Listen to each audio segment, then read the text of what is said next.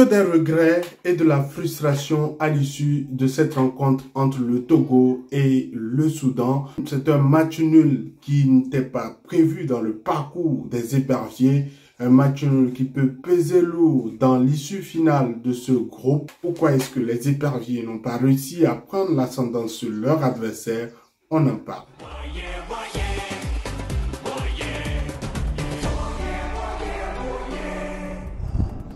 Salut à toi, bienvenue sur ma chaîne, moi c'est Jacques, ici j'analyse l'actualité sportive africaine. Si tu ne l'as pas encore fait, abonne-toi à ma chaîne, active la cloche de notification pour qu'on puisse continuer par évoquer ce type de sujet par ici.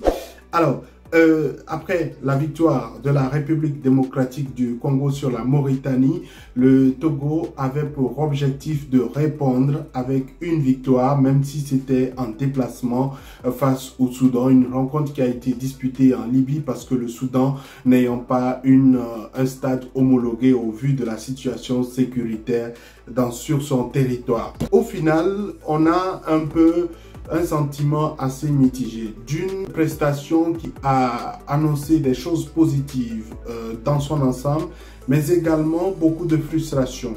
Beaucoup de frustration déjà par rapport au début du match, par rapport également à la prestation, et c'est logique que le sélectionneur ou encore que beaucoup d'observateurs puissent évoquer le terme de l'arbitrage. L'arbitrage qui a faussé les débats au cours de cette rencontre face au Soudan. Déjà, certaines décisions arbitrales avant le penalty, complètement imaginaires. Je pense qu'on a eu le temps de revoir ces images et, comme on le dit très souvent, l'arbitre est maître du terrain, l'arbitre est un humain et donc peut commettre des erreurs. Mais quand vous répétez des erreurs, je pense que c'est peut-être fait à dessein. Arrivé à un certain moment, il faut que aujourd'hui sur le continent, beaucoup d'acteurs du football puissent réussir à se décider à mettre assez d'équitabilité, assez donc d'impartialité dans leurs décisions finales. Parce qu'à l'issue de ce parcours, il faut qu'on puisse le dire, il faut qu'on sorte vraiment les 9 vrais représentants du continent pour qu'ils ne puissent pas faire une petite figuration au niveau de la Coupe du Monde, mais qu'ils puissent avoir le bagage nécessaire pour faire un parcours intéressant comme ce à quoi on a assisté lors de la précédente Coupe du Monde, avec la prestation intéressante, la demi-finale du Maroc. Il faut autant continuer par faire du favoritisme ou faire basculer des rencontres. Je pense que ça n'aide même pas l'évolution de ces sélections ou des sélections qui sont favorisées. D'ailleurs, même s'ils sont assez soucieux de l'avenir, des bonnes prestations de ces sélections-là, ils ont intérêt à pouvoir laisser les choses de façon équitable, permettre aux acteurs d'atteindre vraiment leur objectif. Avec cet aspect de l'arbitrage, la psychologie des joueurs togolais était forcément marquée. Il y avait de la frustration, il y avait de l'aisance qui n'existait plus. Et sur le banc également, il y avait beaucoup de frustration au niveau du sélectionneur, ce qui forcément le fait sortir de son match, ce qui forcément le fait prendre de mauvaises décisions ou mal analyser ou analyser tardivement certaines options. Parce qu'aujourd'hui, oui, on va s'attarder sur l'arbitrage, mais il y a certains aspects également qu'il faut assez relever. Quand un sélectionneur décide de faire entrer des joueurs à 5 minutes de la fin d'une rencontre, il faut se demander pourquoi est-ce qu'il veut le faire. Quand vous décidez par exemple de faire sortir Denke Kevin, auteur donc du but égalisateur, et de faire entrer Labako Diofodo qui était habituellement titulaire juste à 5 minutes de la fin d'une rencontre, vous décidez de faire entrer Ouattara Moutalabou à la 2e minute du temps additionnel, c'est-à-dire à la 92e minute, je ne sais pas. Qu'est-ce que vous voulez que ces joueurs puissent apporter en termes de fraîcheur? C'est juste, ils n'auront que peut-être une seule ou 2 occasions pour pouvoir s'illustrer. Ça risque d'être assez difficile avec des joueurs qui malheureusement étaient émoussés parce que n'oublions pas, il y a eu un aspect qui a vraiment marqué cette rencontre, l'aspect physique qui a été présenté par la sélection soudanaise, qui a apporté beaucoup de rigueur physique Il y a beaucoup qui ont minimisé cette sélection ou cet adversaire et je pense que les débuts même de cette rencontre ont montré la mentalité dans laquelle cette sélection togolaise avait débuté. Ils ont été, disons le clair, surpris, pris à coup par l'engagement, par la pression, le pressing imposé par cette sélection soudanaise. Mais n'oublions pas que le Soudan a désormais à sa tête un technicien, Kwesi Appiah, qui a de l'expérience sur le continent. Le Ghanéen qui connaît très bien cette sélection togolaise parce que c'est pratiquement son pays, c'est son pays voisin. Et donc, c'est comment pouvoir anticiper sur certaines choses. Il y a eu un atout également qui a permis à cette sélection soudanaise d'être assez solide. Je ne sais pas si vous l'avez remarqué, il y a à chaque fois que cette sélection soudanaise presse, l'engagement et les encouragements du public. Le public était acquis à la cause du Soudan et le Soudan avait si bien fait de pouvoir organiser sur un long moment son regroupement et organiser également un match amical face à la sélection libyenne. Alors, les Libyens se sont donc sentis proches de la sélection soudanaise. La Libye et le Soudan, c'est la même chose pratiquement. Et donc, ils ne feront que soutenir leurs frères, leurs proches. Et également, il y a eu du déplacement au niveau des supporters soudanais. Donc, c'est clairement un match. Ce n'était pas sur un terrain neutre, c'était vraiment un match à l'extérieur que le Togo jouait. Avec une sélection qui commence par s'asseoir. Il y a eu des périodes de doute, il y a eu des hésitations en raison de la situation dans son pays, mais comme je l'expliquais lors de la sortie de la liste du Togo, c'était un adversaire à ne pas négliger. C'est un effectif qui se base beaucoup plus sur la qualité des internationaux ou des joueurs qui évoluent dans les deux plus grands clubs, notamment Al Merrikh et puis Al Hilal. Quand vous regardez la posture sur le continent de ces deux clubs, vous pouvez quand même vous dire qu'ils vont proposer des choses de qualité. Parce que au niveau de la sélection du Togo, oui, on nous dira qu'il y a des joueurs qui évoluent en Espagne, France, la Belgique et autres. Mais comparé à un bloc effectif, comparé donc à une sélection qui propose un jeu avec des joueurs locaux et des joueurs qui se connaissent très bien, ça forcément équilibre les forces. Pour moi, pourquoi est-ce que le Togo également n'a pas réussi à battre le Soudan? Il y a eu quand même de nouvelles entrées, notamment celle de Khaled Naré, qui a été titularisé par Paulo Duarte et qui a présenté une copie assez intéressante au cours de cette rencontre. Il y a eu donc le choix de pouvoir titulariser Plaka Fessou et Denke Kevin, et également le choix de pouvoir mettre donc ce dispositif 3-5-2 qui voulait à tout prix densifier le milieu de terrain.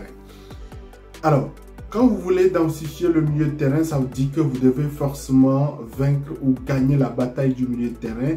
Une bataille qui malheureusement n'a pas été vraiment mise à profit par le Togo et qui n'a pas aidé cette sélection à produire son jeu. Difficilement le Togo a produit son jeu lors de la première période. La seconde période a permis au Togo de pouvoir rééquilibrer les choses. Oui, il y a eu l'arbitrage qui n'a pas marché, mais il y a eu la cohésion également de l'adversaire qui a beaucoup perturbé cette sélection togolaise. Il y a eu également le manque à un certain moment de cohésion entre l'effectif parce que ces réaménagements n'étaient pas habituels.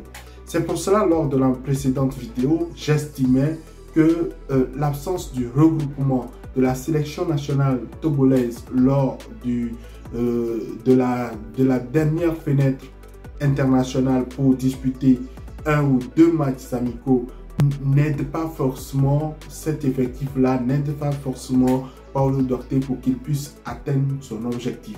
Si on avait réussi, par exemple, à tester Khaled Naré, à tester également sa combinaison avec les autres joueurs, je pense qu'on pouvait avoir encore la pleine capacité d'un effectif qui veut rêver. Aujourd'hui, il y a beaucoup qui estiment qu'on n'a pas réussi à profiter de ses chances. Et pour moi, c'est beaucoup de regrets parce que c'est déjà la rencontre qu'il fallait gagner. C'est la rencontre, ce sont les 3 points qu'il fallait prendre parce qu'après, ça va être un peu plus corsé. Pour ceux qui ont regardé le match entre la République démocratique du Congo et la Mauritanie, ils peuvent quand même se rendre compte que même si la Mauritanie a perdu par 2-0, elle a proposé du jeu, elle a proposé du contenu, elle a de l'ambition et ce ne sera pas aisé pour cette sélection togolaise quand elle sera face à Mourabitoun. Alors, lors de la deuxième rencontre, ce sera face au Sénégal. Un Sénégal qui reste ambitieux, un Sénégal qui est le plus grand favori de ce groupe et qui veut garder ce rythme-là. Est-ce que le Togo pourra réussir à se donner donc cette capacité de battre le Sénégal à domicile à Lomé? Ça va être extrêmement difficile parce que, je l'expliquais, le Sénégal jouera peut-être sa dernière rencontre avant la Coupe d'Afrique des Nations. Peut-être s'il y a un regroupement ou un stage de préparation avec des matchs amicaux, ce sera là. Mais son dernier match officiel avant la Coupe d'Afrique des Nations, il va proposer forcément son 11 type qu'il mettra en évidence au niveau de la Coupe d'Afrique des Nations. C'était donc l'occasion rêvée pour le Togo de pouvoir gagner ce match. Et même s'il perd face au Sénégal, ça ne serait pas un très grand scandale. Mais aujourd'hui, déjà pour démarrer avec un match nul, il faut maintenant se remobiliser. Il faut redonner confiance aux joueurs, redonner confiance au staff et leur dire qu'ils sont capables de le faire. Peut-être aller chercher la précieuse deuxième place qui qualifiera donc le Togo pour les barrages, parce que j'estime que face au Sénégal, ça va être extrêmement difficile. Le football, c'est vrai, il y a des surprises. Le football, il y a cette incertitude qui donne donc du suspense, mais depuis un moment, il y a beaucoup de logiques qui sont respectées. Je ne dis pas que le Togo ne peut pas gagner le Sénégal, mais j'estime que si le Togo avait réussi donc à remporter cette rencontre face au Soudan, déjà psychologiquement ça allait être intéressant au moment de démarrer cette rencontre face au Sénégal. Mais quoi qu'il en soit, il faut surfer sur les choses positives de cette rencontre face au Soudan. Déjà la très bonne prestation du gardien qui a été au très bon moment. Il faut quand même faire remarquer que c'était l'une des incertitudes avant le début de cette rencontre, mais Steve Mensah a également proposé quelque chose qui peut être une assurance au niveau de ce poste. Le choix donc du staff de pouvoir titulariser ce gardien qui avait également d'autres gardiens intéressants comme lui, Idrissa Ogojo, c'était un choix intéressant qui se paye et qui apporte également des choses positives. Maintenant, il faut qu'il puisse continuer par progresser à ce poste. Vous vous en souvenez que à plusieurs reprises, nous avons salué les belles prestations de Wola Amouzou au niveau donc de son poste de latéral gauche. Et aujourd'hui, c'est l'un des joueurs qui est évoqué au niveau donc du sélectionneur Paulo Dorte, qui attend beaucoup donc de ce joueur, qui attend beaucoup à ce poste de latéral gauche, parce que au temps moderne, on a besoin des latéraux qui prennent des risques, des latéraux qui apportent physiquement et qui apportent également, surtout offensivement. Dans un dispositif 3-5-2, ces latéraux sont assez importants pour pouvoir soulager et apporter des solutions offensives. Les attaquants ont besoin de beaucoup de centres, ils ont beaucoup besoin de balles dans de bonnes positions, mais malheureusement, ils ne sont pas assez fournis. quitte à Paulo Dorte de pouvoir continuer par travailler au niveau de la sélection, de travailler également au niveau des entraînements, parce que malheureusement, il ne dispose pas également de beaucoup d'atouts. Il ne dispose pas d'une large liste de joueurs sur le plan international pour pouvoir résoudre ses problèmes. Aujourd'hui, il est obligé de faire avec donc ce qu'il a sous la main, mais j'espère juste que pour l'avenir, qu'on pourra lui permettre de pouvoir continuer par faire progresser ce groupe. Il a sa prolongation. Espérons maintenant qu'il aura des opportunités de tester ces joueurs qu'il sollicite pour vraiment apporter la meilleure version du Togo qu'il faut, la meilleure sélection du Togo qu'il faut, parce que c'est possible.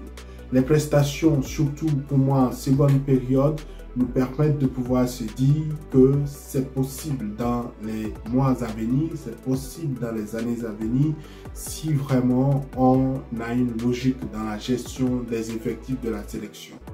C'est important sur cet aspect et je me demande quel est ton avis après la prestation du Togo à l'issue de cette rencontre face au Soudan. Est-ce qu'il y a espoir pour l'avenir ou comme toi, il y a déjà des gros regrets à nourrir?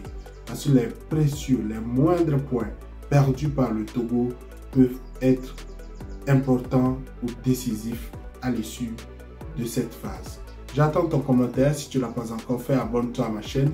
Active la cloche de notification pour qu'on puisse continuer par grandir la famille par ici. À la prochaine.